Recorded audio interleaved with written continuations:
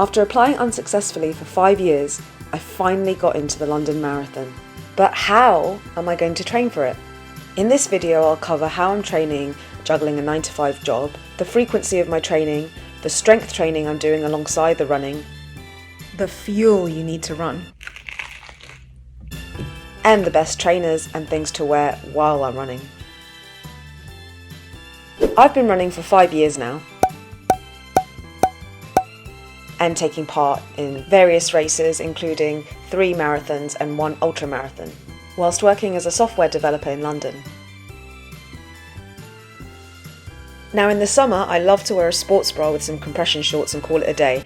But the London Marathon is in April, and having been a Londoner all my life, I know there's still a really high chance of cold and rain. Some people think I'm crazy, but I've worn shorts for every race I've done. Cycling or compression shorts work best as they don't ride up with each stride. Pre-run consists of this regular struggle.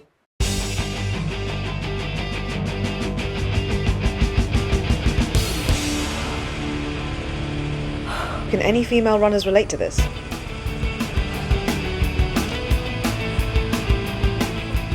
After that drama, I wear a loose-fitting top or a Nike running vest, and then the waterproof jacket, should I need it, and for 10 out of the 12 months, I need it. Okay, accessories. I always run with my bum bag, which has my essentials such as my keys and mobile. I have multiple black bum bags that I use. They're not the most fashionable, but they do the job.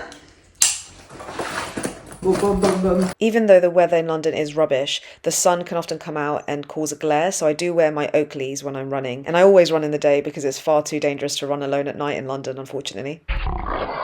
And I never used to run with earphones, but recently I've been wearing them to listen to podcasts on my longer runs just because they can get quite long. And for the most important guys in the marathon, the socks you wear can make or break you. When I started running, I would get massive blisters, and I just presumed that was because the soles of my feet were not used to running. And then it became a cycle of, okay, if I wear thicker socks, and then the thicker socks would obviously prevent my feet from breathing, allowing your feet to breathe, and that would just make more blisters. And then one day I actually couldn't find my thick socks, so I was like, I'm gonna have to run with these thin socks, let's see how it goes. And it was really good, and I never got blisters again. So now I run with really thin cotton socks. You just feel like, you got the AirPods in, you got all the black gear with the little Nike tick. It's like, whoa. Running is not supposed to be an expensive sport, but it does get expensive when you factor in all the ASICS trainers I've bought. No lie, I have 6 pairs of ASICS GT1000s. Also a moment for the calves. Our training is very individual. It's based on a number of things, including our current cardiovascular fitness, how much time we have to train, and what our goals are. Is your goal to get a personal best? Is your goal to just enjoy it and finish it? Depending on this, you'll be training very differently. I always run based on days that I feel like running, which are quite often for me. But if you lack the motivation, there are apps such as Runner or free marathon training plans online that you can use. I balance my runs with work and tend to do it in the morning before I start, and my longer runs on the weekend. I find this time the best time to go in the morning, eat your frogs in the morning, get it done.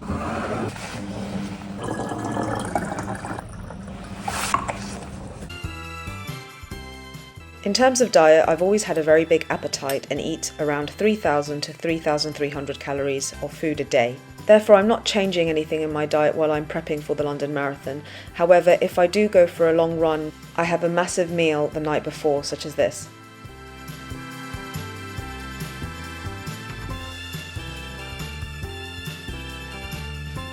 Because I have such a high carb meal in the evenings at night, and I think my body works more efficiently that way, I work much better in fasted runs. So to me, anything below a 30k run, which I don't think I'm going to do today anyway, but we never know.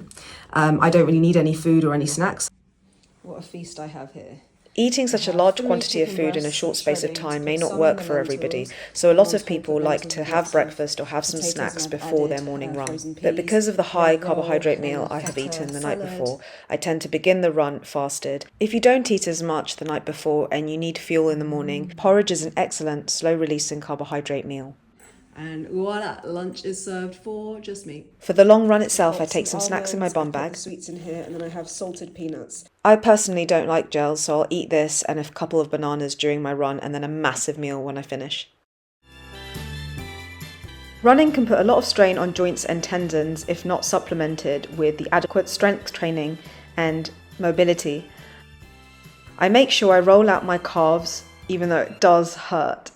I spend about 10 to 15 minutes a week doing this, and a weekly leg session focusing on every joint such as my ankles, knees, quad and hamstring strength, as well as my hips. Good mobility in the hips, knees and ankles allows for a full range of motion, enabling you to take longer, more efficient strides. This means that you can move more fluidly, improving your speed and endurance. When your joints can move freely and naturally, you waste less energy on stiff or restricted movements, allowing you to conserve more energy for longer runs. It's a bit like oiling a creaky door. Better mobility helps maintain proper alignment and reduces the risk of tendinitis. The last half an hour of the weekly leg session is spent on resistance training. I do this because I want to build strength, power and stability for my running, all of which improve my running performance and reduce the risk of injury when strength training my lower body. As you can see from the clips, I ensure I go nice and slow to ensure my muscles are under tension for a longer time and get the most benefits from my workout. Alongside these slow movements, I incorporate faster plyometric movements such as jumping squats, which help build explosive strength, power and coordination, all of which are essential for improving running performance. Jumping squats help activate fast twitch muscle fibers, which are the muscles responsible for quick explosive movements like sprinting. By adding the jump, you're increasing the intensity of the squat, which strengthens the quads, hamstrings and glutes, key muscles used during running. The explosive nature of the movement also helps with the efficiency of your stride, promoting better knee lift and faster turnover. It improves your ability to absorb and apply force quickly, which translates to more efficient running mechanics. And box jumps have the added benefit of improving balance and coordination, which helps with agility when you change direction suddenly and adjust your running form mid-stride. It's important to go in there with a can-do attitude, because I always finish what I start. Stay positive and make sure you enjoy every moment of the day. Running the London Marathon is a once-in-a-lifetime opportunity for many, and there's no guarantee we'll get in again.